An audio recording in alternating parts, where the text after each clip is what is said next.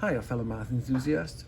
In this video, I'm going to show you a quick way and then a post-secondary way of working with the conversion from Celsius to Fahrenheit degrees. For those of you who grew up in the metric system and are familiar with the Celsius, the North American temperature measurements in Fahrenheit degrees may not make much sense.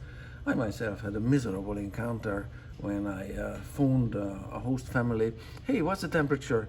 And the number I heard was about 15. Cool, I said. That's very nice. 15, that's balmy. I was in metric. The other party was in Fahrenheit. I dressed and packed warm spring clothes, for, a light jacket and whatever. I encountered, I don't know, a foot of snow and a frozen tundra or something like that. So it wasn't really nowhere near funny. So the idea for this video came from an 8-year-old kid who said, hey, you want to hear a neat math trick? I said, sure, knock me out. I learned it from Grandpa and then proceeded with the idea. It actually is very neat, and I'm going to show it and share it with you in this video. So, your options for converting Celsius to Fahrenheit degrees could include looking at an online converter or looking at a chart where the numbers are printed. And on an online converter, of course, you can plug in any numbers. Here is my, I was thinking about 15 degrees Celsius, and unfortunately, yeah, that's 60 degrees Fahrenheit almost. But the guy was talking in 15 degrees Fahrenheit, and it's negative 9 degrees Celsius. Ouch. I was nowhere near prepared.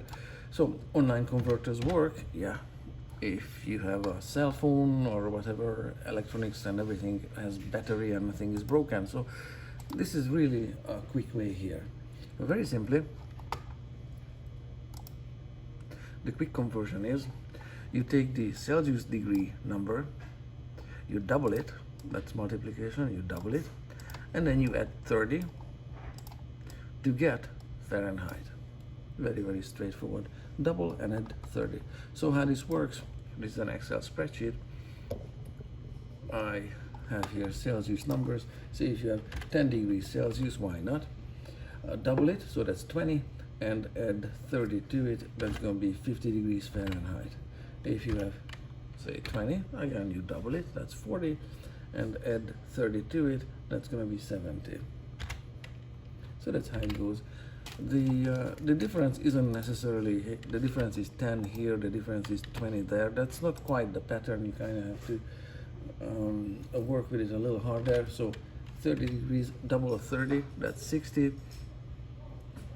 And the Fahrenheit conversion, if you add 30 to it, it's going to be 90.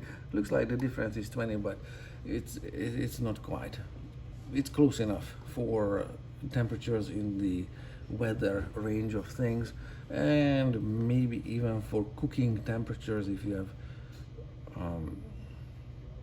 conversions to do for cooking and baking and recipes.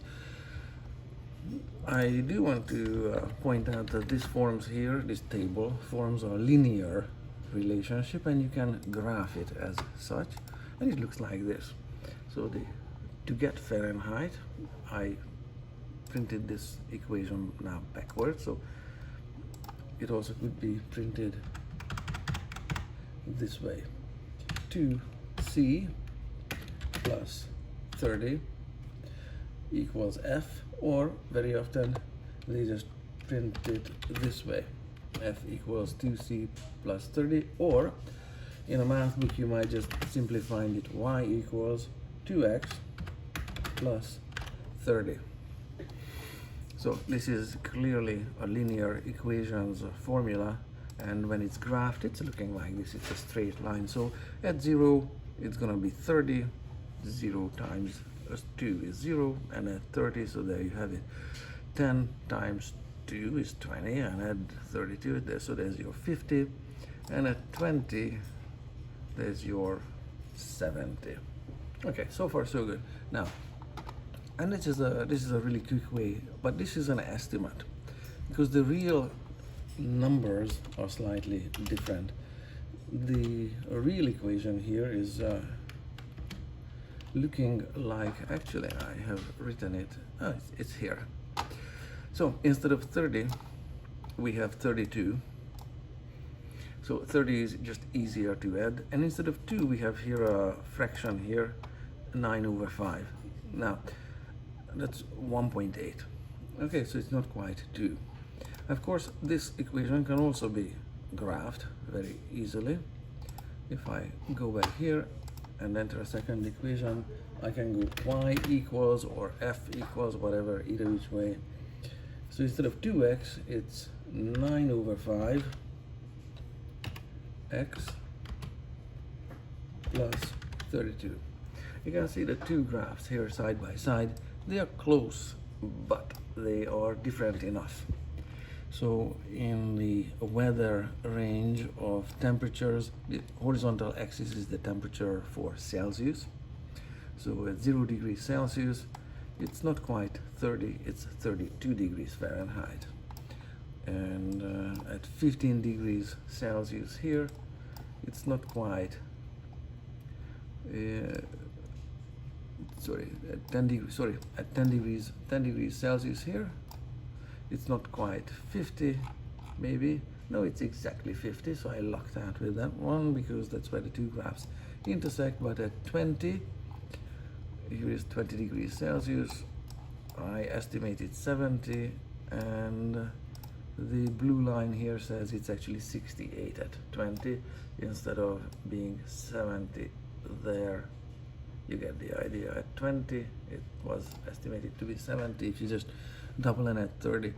So the difference is then gross. So 2 degrees, 2 Fahrenheit degrees is not a big deal, but if you go to higher temperatures, say boiling temperature of water is 100 degrees, if you double that and add 30, then the difference is, I don't know, you can see the, so the differences here are getting larger and larger. Same works here in the negative range of things. So this one here is the correct equation. That's the one also what you see printed in the here, just slightly differently looking. So take the Celsius number, multiply it by 9/5, double it, and add 32 to get Fahrenheit. So that's also what's programmed into the algorithm here. And that's the actual equation. It's still a linear equation.